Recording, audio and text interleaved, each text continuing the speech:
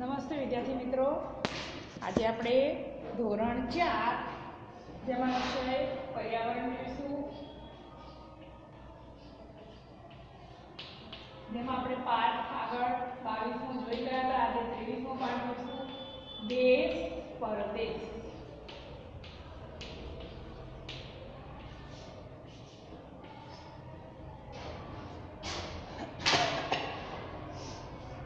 પાઠ 23 છે દેશ પરદેશ. બરાબર, દરેક જણા પાઠ્યપુસ્તક પાસે જ રાખજો. આપણે જોઈએ પાઠ.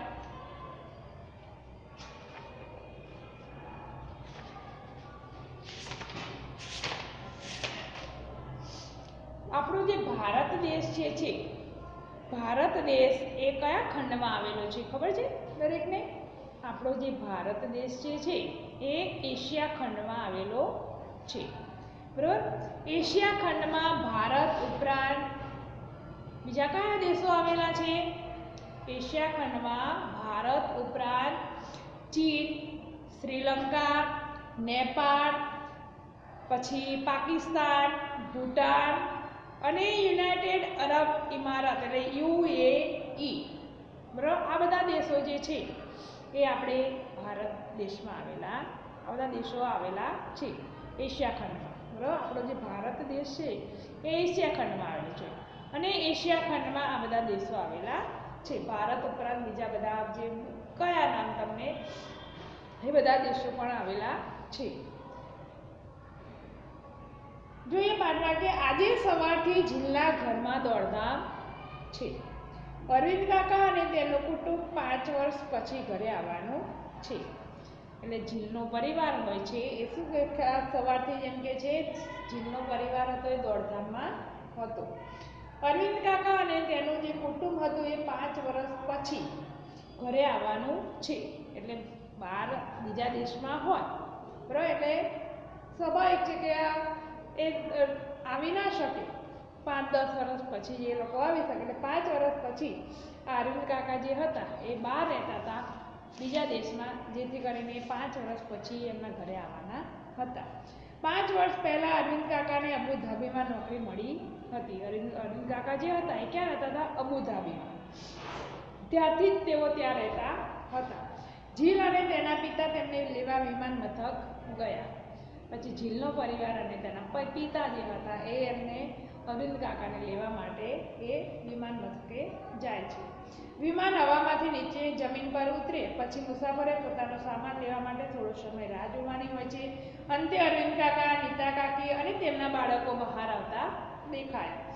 હેન્સી અને પલ કેટલા મોટા થઈ ગયા છે, પપ્પા બોલ્યા. બધો સામાન ગાડીમાં ગોઠવી અને બધા જીલના ઘર તરફ નીકળ્યા. પછી ત્યાં વિમાન મથકે લેવા ગયા હતા. બધાએ ત્યાં થોડી વાર વિમાનમાંથી ઉતરે પછી એમનો સામાન લેવા માટે થોડી વાર રાહ જોવી પડે. પછી સામાન એ બધું આવી ગયું એટલે બધા પાછા જીલના ઘર તરફ જાય છે. જીલે કહ્યું, હેન્સી તો લાંબી મુસાફરીથી થાકી ગઈ હશે હે ને? કે પપ્પા કહેતા હતા કે અબુધાબી ભારતથી ખૂબ જ દૂર છે. એટલે જીલ હોય છે એ અરવિંદ કાકાની જે છોકરી હોય છે હેન્સી, એને કહે છે કે તું લાંબી મુસાફરીથી કે થાકી ગઈ હશું કે છે. નહીં કે છે પપ્પા કહેતા હતા કે અબુધાબી છે એ ભારતથી ખૂબ જ દૂર છે. હેન્સી કહ્યું, અરે ના, અમે તો બિલકુલ કે થાક્યા જ નથી. અબુધાબી ભલે કે ભારતથી દૂર છે પણ વિમાનમાં આવતા માત્ર 2 જ કલાકે લાગ્યા છે. વિમાન ખૂબ જ ઝડપથી ઉડે છે. જીલ આશ્ચર્યમાંથી. જ્યારે તે શાળામાંથી દિલ્હીના પ્રવાસે ગઈ હતી ત્યારે તે ટ્રેનમાં 20 કલાક લાગ્યા હતા, પરંતુ નકશામાં જૂનાગઢ અને દિલ્હી ખૂબ જ નજીક લાગે છે. જીલ, હેન્સી અને પલે વિમાન મથકથી ઘર સુધી ખૂબ જ વાતો કરી અને જીલે તેના પ્રવાસમાં કેટલી મજા આવી હતી તે યાદ કરતી હતી. તે ઈચ્છતી હતી કે હેન્સી તેના અબુધાબીના પ્રવાસ વિશે બધું જ મને કહે. બરાબર, એટલે જીલને આશ્ચર્ય થયું કે આ તો કે વિમાનમાં આવ્યા તો વિમાનમાં તો 2 કલાકમાં અબુધાબીથી ભારત આવી જવાય છે. એટલે કે ના, કે હું તો જરાય કે થાકી છું નથી કે છે. તો જીલને નવાઈ લાગી છે કે હું અહીંયા કે શાળામાંથી કે દિલ્હીના પ્રવાસે ગઈ હતી, ટ્રેનમાં ગઈ હતી, ત્યારે તો કે મને 20 કલાક લાગ્યા હતા કે છે. પછી તેને એવું થાય છે કે મને કે અબુધાબી વિશેની બધી વાત કે હેન્સી મને કરે. જીલે પૂછ્યું, તમે વિમાનમાંથી ઘણી બધી રસપ્રદ વસ્તુઓ જોઈ હશે કે ખરું ને? કે છે. હેન્સીએ કહ્યું, મોટા ભાગે અમે વાદળો જોયા, કારણ કે વિમાન ઘણું ઊંચું હતું, વાદળો કરતાં પણ ઊંચું. એટલે હેન્સી ઝીલ હોય છે, ઝીલ એને પૂછે છે કે તમે તો ઘણી બધી વધુ વસ્તુઓ કે વિમાનમાંથી આવ્યા, એટલે કે તમે ઘણી બધી વસ્તુઓ કે જોઈ હશે. તો હેન્સી એને કહ્યું કે ના, અમે ખાલી વાદળો જ જોયા, કારણ કે વિમાન હતું એ ઘણું બધું અંદર હતું કે ઊંચે હતું, કે વાદળો કરતાં પણ ઊંચું હતું.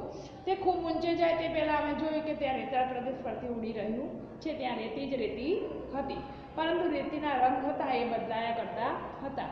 ઘડીકમાં સફેદ હોય, કથ્થાઈ હોય, પીળો હોય, લાલ, કાળો, આવી રીતે રેતીના રંગ બદલાયા કરતા હતા. અમે રેતીના પર્વતો પણ બનેલા જોયા. પોલ બોલ્યો, તે રેતીના ઢૂવા કહેવાય. જે રેતીનો પર્વત હોય છે એને શું કહેવાય છે? રેતીના ઢૂવા.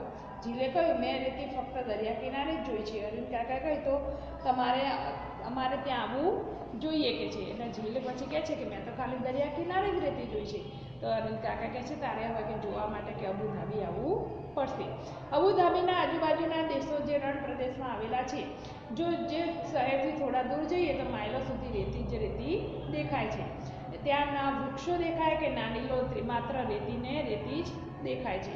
નીતા કાકી કહ્યું કે હું ગુજરાતમાં આપણા ઘરની આજુબાજુની ગાઢ લીલોતરી અને ઠંડકના સપના જે હતા એ જોયા કરતી હતી, પણ આ બધું ઘણા લાંબા સમય જોઈ હું ખૂબ જ ખુશ થઈ ગઈ છું, કારણ કે અબુધાબીમાં કોઈ આવી લીલોતરી જોવા મળતી હતી નહીં. ત્યાં માત્ર ને માત્ર ખાલી રેતી જ રેતી જોવા મળતી હતી. વરસાદ કેવો હોય આ વાત તો હેન્સી અને પલ ભૂલી જ ગયા છે. તમે જાણો છો રણ પ્રદેશમાં વરસાદ નથી પડતો કે છે, કારણ કે ત્યાં વરસાદ પણ એટલો બધો પડતો હોતો નથી. ત્યાં પાણી ખૂબ જ કિંમતી હોય છે, કે ના વરસાદ, ના નદીઓ, ના તળાવો, ના ખાબોચીઓ, જમીનની અંદર પણ પાણી હોતું નથી. ભલે ઉમેરી, પરંતુ રેતીમાં ઘણું બધું તેલ હોય છે. તેથી આ દેશોમાં પેટ્રોલ સરળતાથી મળી રહે છે. એટલે કે ત્યાં માત્ર રેતી જ રેતી આપણને જોવા મળે છે. ત્યાં પાણી હોય છે એ પાણી જોવા મળતું હોતું નથી, કે ત્યાં તળાવ કે નદી કે ખાબોચિયા ક્યાંય કશું જ પાણી જોવા મળતું હોતું નથી. પરંતુ ત્યાં તેલ વધારે હોય છે, એટલે તેથી ત્યાંના દેશોમાં પેટ્રોલ હોય છે એ પેટ્રોલ ઘણું સરળતાથી મળી રહે છે. અરવિંદ કાકાએ કહ્યું, પેટ્રોલ ખરેખર પાણી પરથી પણ વધારે સસ્તું છે. વાતો કરતાં કરતાં બધા ઝીલના ઘરે પહોંચી જાય છે. હેન્સી અને પલ ઘણા બધા ફળોના વૃક્ષો જોતા જ રહ્યા. ત્યાં કેળા હતા, નાળિયેર, ફણસી, પપૈયા, સોપારી, કેટલા પ્રકારના બધા વૃક્ષો હતા. એ બધા જોયા અને ખૂબ જ ખુશ થઈ ગયા. પલે કહ્યું, અમે ત્યાં ફક્ત એક જ પ્રકારનું વૃક્ષ જોયું છે, ખજૂર, કારણ કે તે એક જ છે જે રણમાં ઉગી શકે છે. કારણ કે અબુધાબીમાં જે રણ જ હોય છે, ત્યાં રણમાં કોઈ વધારે વૃક્ષો જોવા મળતા હોતા નથી. ત્યાં અમને એક જ પ્રકારનું વૃક્ષ હતું એ જોયું હતું, જે ખજૂરનું. જે ખજૂર હોય છે એ રેતીમાં પણ થઈ શકે છે. બધાને પછી ઘરે પહોંચી જાય છે એટલે બધાને મળે છે. નીતા કાકીએ પણ પોતાની બેગ ખોલી, તેઓ બધાને માટે ભેટ લાવ્યા હતા. સ્વાદિષ્ટ અને મીઠી મીઠી ખજૂર પણ લાવ્યા હતા. પલે ઝીલને કેટલીક નોટો અને સિક્કા બતાવ્યા. હેન્સીએ સમજાવ્યું કે તેઓ અબુધાબીમાં જે પૈસાનો ઉપયોગ કરે છે તેને દિરહમ કહે છે. જેમ આપણે અહીંયા રૂપિયો ને એવી રીતના જે આપણું ભારતનું ચલણી નાણું શું છે, રૂપિયો છે, એવી રીતે અબુધાબીમાં શું છે, દિરહામ. જે પૈસા પણ જે પણ વસ્તુ ખરીદે તેને જે પૈસા આપે છે તેને શું કહે છે, દિરહામ કહે છે. તેના પર ત્યાંની સ્થાનિક ભાષા અરબી ભાષામાં કંઈક લખેલું હોય છે. તેઓ જ્યાં રહેતા હોય તે જગ્યાના કેટલાક ફોટોગ્રાફ પણ તેને બતાવ્યા. અરવિંદ કાકાએ ઝીલને પૃથ્વીનો ઘોડો આપ્યો. તેણે કહ્યું કે ઝીલ, તું આ ઘોડા પરથી શોધી કાઢ કે અબુધાબી ક્યાં છે અને ગુજરાત ક્યાં છે. બાળકોએ ઘોડા સાથે ખૂબ જ મજા કરી અને ત્યાં અલગ અલગ પ્રકારની જગ્યાઓ જોઈ અને ઝીલે દિલ્હી અને જૂનાગઢ પણ શોધી કાઢ્યા. સાંજે બધા પાછા ચોકમાં બેઠા. હવાની મજા માણતા માણતા એમને ફોટોગ્રાફ પણ જોયા. તેઓએ જોયું કે અબુધાબીમાં મકાનો ખૂબ જ ઊંચા અને કાચની બારીવાળા હતા. ઝીલે કહ્યું, આ બારીઓમાંથી તો મસ્ત ઠંડી હવા આવતી હશે કે નહીં? કે અરવિંદ કાકાએ કહ્યું, અમે તાપના કારણે બારીઓ ખોલી શકતા નથી. કે મોટા ભાગે ઘરોમાં એસી હોય છે. ખૂબ જ ગરમીના કારણે ત્યાં લોકો હળવા અને સૂતરા કપડાં પહેરે છે અને પોતાની જાતને આખા કપડાથી ઢાંકેલા રાખે છે. અને ત્યાંનું લોકોનું માથું પણ હોય છે, માથું પણ ઢાંકેલું જ રાખે છે. આ તેમને સૂર્યના સખત તાપથી બચાવે છે. જે અબુધાબીના લોકો હોય છે એ લોકોને કાચની બારીઓ ને બધું હોય છે, પણ ત્યાં સખત તાપ હોય છે, કારણ કે ત્યાં વરસાદ ને એવું પડે નહીં, એટલે ઠંડક જરાય જોવા મળતી હોતી નથી. એટલે પોતાનું આખું શરીર તો કપડાથી ઢાંકી રાખે છે, પણ પોતાનું માથું હોય છે એ પણ ઢાંકીને રાખતા હોય છે. ઝીલને તેના પિતરાઈઓ સાથે ફોટોગ્રાફ જોવાની અને બીજા દેશ વિશે જાણવાની ખૂબ જ મજા પડી ગઈ તેઓ તેમના શહેર અને તેઓએ અબુધાબી વિશે જે કહ્યું તેને સરખાવ્યા કરતી હતી. એટલે કે ભારત દેશ એ પોતે જ્યાં ઝીલ હતી, એ ઝીલ જ્યાં રહેતી હતી એ અને અબુધાબીના એ બધા ફોટોગ્રાફ એ લોકો જોવે છે અને બધા વિશે સરખાવ્યા કરતી હતી કે ત્યાંનામાં અને અહીંયામાં કેટલો બધો ફરક છે. ભારત દેશના જે પશ્ચિમ ભાગમાં પાકિસ્તાન અને યુએઈના વિવિધ દેશો આવેલા છે. ભારત દેશનો જે પશ્ચિમ ભાગ જે છે એ પશ્ચિમ ભાગમાં પાકિસ્તાન અને યુએઈના વિવિધ દેશો આવેલા છે. અબુધાબી એ યુએસએનું મુખ્ય શહેર એટલે કે રાજધાની છે. યુએઈ જે છે એના દેશો રણ પ્રદેશમાં આવેલા છે. ત્યાં ખૂબ જ ગરમી પડે છે. આ દેશોમાં ખૂબ જ વરસાદ ઓછો પડે છે. ત્યાં નદી કે તળાવો હોતા નથી. ત્યાં દેશોમાં પાણી તંગી વર્તાય છે. પાણી ખૂબ જ કિંમતી હોય છે. આ દેશોમાં રેતી જ રેતી જોવા મળે છે, પરંતુ જમીનની નીચે તેલનો અખૂટ ભંડાર ભરેલો હોય છે. તેથી ત્યાં પાણી કરતાં પણ પેટ્રોલ જે હોય છે પેટ્રોલ ખૂબ જ સસ્તું મળતું હોય છે. વિશ્વના આ દેશોને પેટ્રોલ નિકાસ કરી આ દેશો અઢળક નાણાં કમાય છે. ભારતના ચલણને જેમ આપણે રૂપિયો કહીએ છીએ તેમાં ત્યાં અબુધાબીમાં જે પણ પૈસા હોય છે, જે પણ ચલણ હોય છે એને શું કહેવામાં આવે છે? દિરહમ કહેવામાં આવે છે. ત્યાં અરબી ભાષા હોય છે. જે અબુધાબીની જે ભાષા, જેમ આપણે ગુજરાતી લોકોની ગુજરાતી જે ભાષા હોય છે તેમ અબુધાબીવાળાની લોકોની મુખ્ય ભાષા એ અરબી હોય છે. અહીંના જે અબુધાબીના જે પ્રદેશો રણ પ્રદેશમાં આવેલા હોવાથી ત્યાં શહેરો સિવાય માઇલો સુધી ફક્ત રેતી જ રેતી દેખાતી હોય છે. ત્યાં વૃક્ષો કે લીલોતરી જોવા મળતી હોતી નથી. ત્યારે એ દેશોમાં માત્ર ખજૂરના જ વૃક્ષો ઉગે છે. તેથી તેને ખજૂર વૃક્ષને રણ પ્રદેશનું કલ્પવૃક્ષ કહેવામાં આવે છે. અબુધાબીના જે મકાનો હોય છે એ મકાનો પણ ખૂબ જ ઊંચા અને કાચની બારીઓવાળા હોય છે. તેથી ત્યાં ગરમી પડતી હોવાથી બધા લોકોના ઘરોમાં લગભગ એસી જોવા મળતી હોય છે. કોઈ ત્યાં કાચની બારીઓ હોય છે પણ કોઈ ખોલતા હોતા નથી, કારણ કે ત્યાં ખૂબ જ ગરમી પડતી હોય છે. અને ખૂબ જ ગરમીના કારણે તેના લોકો આખા શરીરને ઢાંકીને રાખતા હોય છે અને તેઓ લોકો હળવા અને સફેદ સૂતરાઉ કપડાં હોય છે એ લોકો પહેરતા હોય છે અને તેમનું માથું પણ ઢાંકેલું જ રાખતા હોય છે. બરાબર. બાકીના જે પ્રશ્નો છે એ આપણે પ્રશ્નોમાં જોઈશું. અહીં આપણો આ પાઠ જે છે એ પૂરો થઈ ગયો.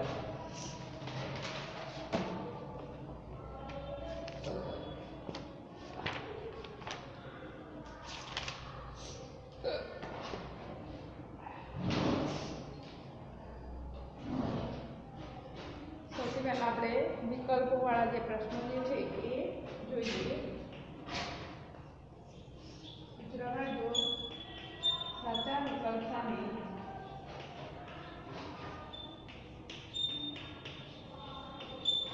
તમારી નિશાની કરો.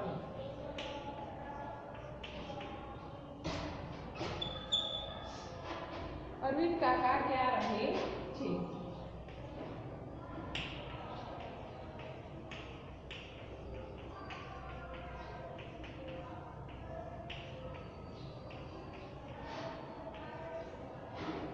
ઓપ્શન જોઈશું. અરવિંદ કાકા હોય છે એ ક્યાં રહે છે? તો દુબઈમાં,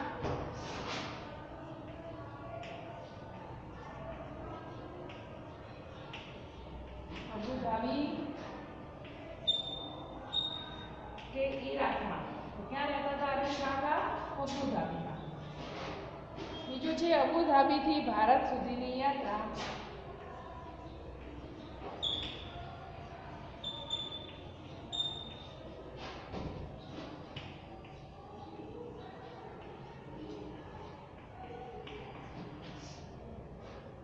અરવિંદ કાકાએ શામાં કરી?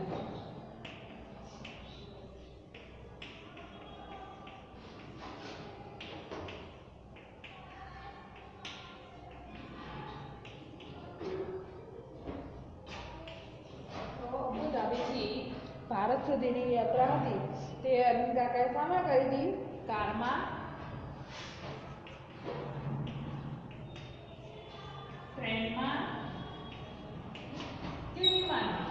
તો એ લોકો શેમાં આવેલા? વિમાનમાં આવેલા ને. વિમાન ત્યાંથી ઉપડે છે અને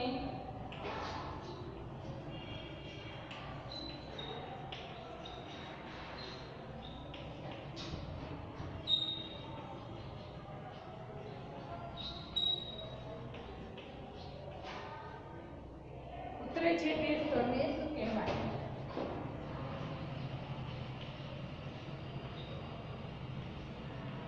શું કહેવાય?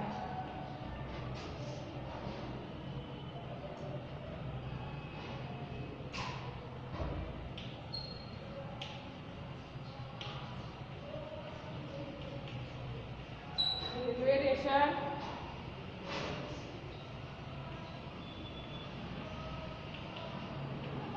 સ્ટેશન કે વિમાન મથક? તો વિમાન જ્યાં હોય છે ઉપડે અને ઉતરે ત્યાં શું કહેવાય? વિમાન મથક. બરાબર. અબુધાબીની આજુબાજુના દેશોના ભૂમિ પ્રદેશો કેવા છે?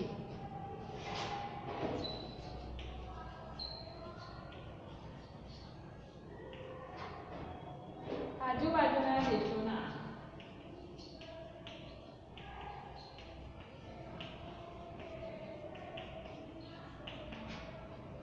ભૂમિ પ્રદેશો કેવા છે?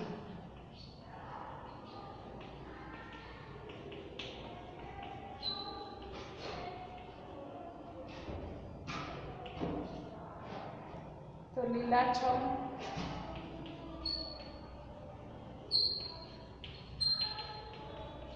જંગલ પ્રદેશો, બીજું રણ પ્રદેશો,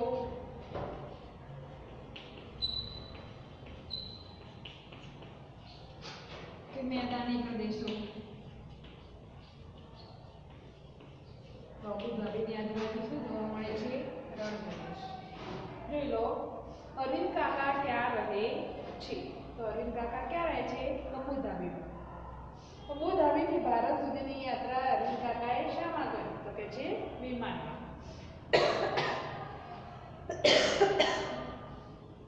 ત્રીજું છે વિમાન ત્યાંથી ઉપડે છે અને ઉતરે છે તે સ્થળને શું કહેવાય? તો કે છે વિમાન મથક.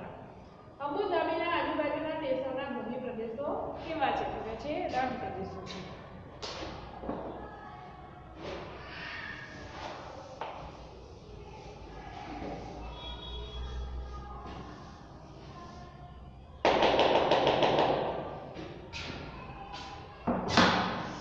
અબુધાબીમાં કઈ જીવન જરૂરિયાત વસ્તુની અછત છે?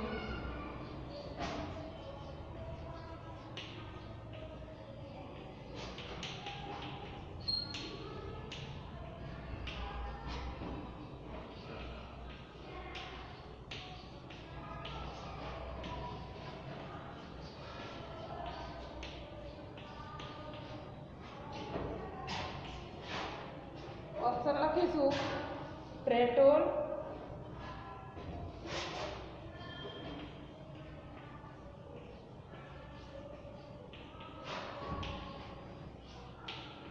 પાણી કે કેરોસીન? તો કઈ વસ્તુની અસર છે? પાણી. અબુધાબીના રણ પ્રદેશમાં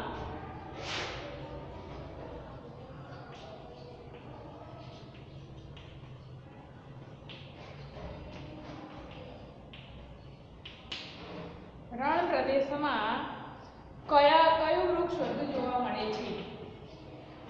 કયું વૃક્ષ વધુ જોવા મળે છે?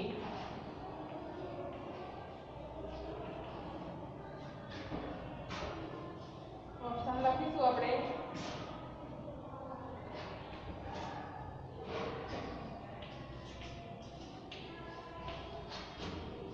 બાવળ કે આસોપાલવ. કયું વૃક્ષ વધારે જોવા મળતું હતું? ખજૂર.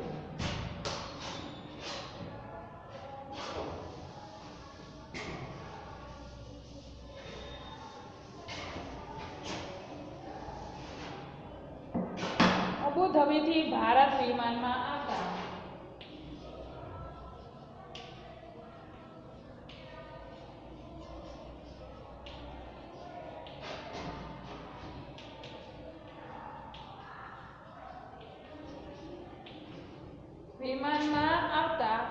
કેટલા કલાક લાગે છે?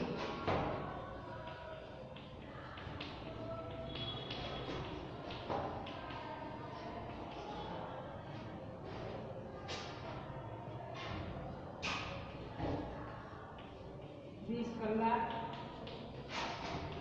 2 કલાક, 10 કલાક. તો કેટલા કલાક લાગ્યા હતા? 2 કલાક. આઠમા છે અબુધાબી અને અરબ દેશની મુખ્ય ભાષા.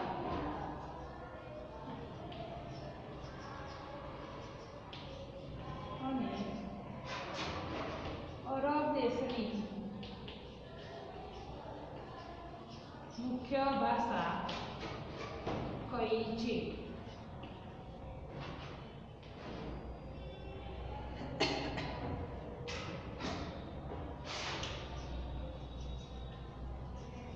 અરબી, અંગ્રેજી કે હિન્દી? તો અબુધાબીની અને અરબ દેશની કઈ ભાષા છે? તો કે છે અરબી. તો અબુધાબીમાં કઈ જીવન જરૂરિયાત વસ્તુની અછત છે? તો અબુધાબીમાં કઈ જીવન જરૂરિયાતની વસ્તુની અછત છે? તો કે છે પાણી. અબુધાબીના રણ પ્રદેશમાં કયું વૃક્ષ વધુ જોવા મળે છે? તો કયું વૃક્ષ? ખજૂર. ત્યાર પછી અબુધાબીથી ભારત વિમાનમાં આવતા કેટલા કલાક લાગે છે? તો કે છે 2 કલાક. અબુધાબી અને અરબ દેશની મુખ્ય ભાષા કઈ છે? તો કે છે અરબી. અરવિંદ કાકા કયું શહેર છોડીને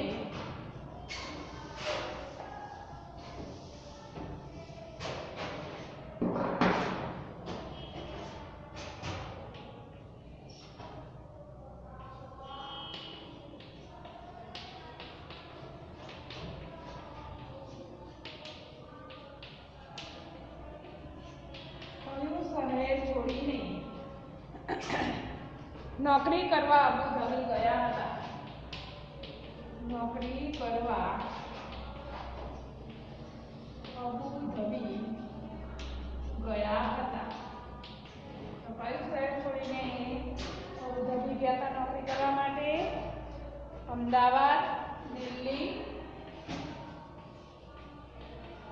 અમદાવાદ, દિલ્હી કે જુનાગઢ?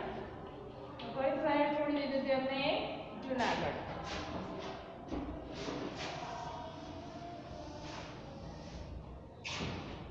અબુધાબીમાં કયા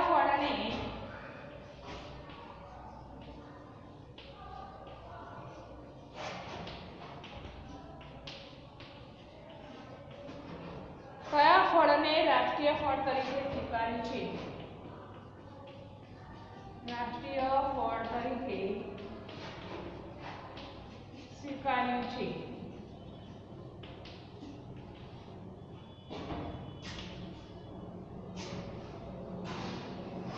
સફરજન, કેળા,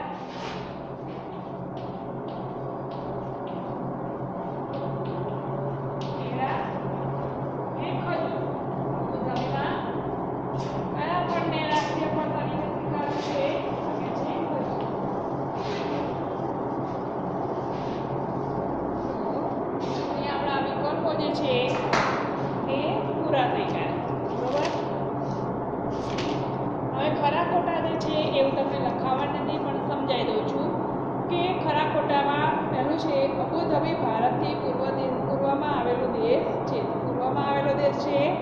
ના, પશ્ચિમ દેશમાં. બરોબર. તો એ વાક્ય કેવું છે? ખોટું. અબુધાબીની આજુબાજુ રણ પ્રદેશ છે. સાચી વાત છે, આ રણ પ્રદેશ છે. તો આ વાક્ય કેવું છે? સાચું. અરવિંદ કાકાનું વતન અબુધાબી હતું. એમનું વતન અબુધાબી હતું? ના. તો આ વાક્ય કેવું છે? ખોટું. ખજૂરી રણ પ્રદેશનું કલ્પવૃક્ષ કહેવાય છે. તો આ વાક્ય કેવું છે? સાચું. અબુધાબીમાં પેટ્રોલ પાણી કરતાં મોંઘું છે. તો આ વાક્ય કેવું છે? ખોટું. અબુધાબીમાં મકાનો ઊંચા અને કાચની બારીવાળા હોય છે. આ વાક્ય કેવું છે? સાચું. અબુધાબી એ યુનાઇટેડ અરબ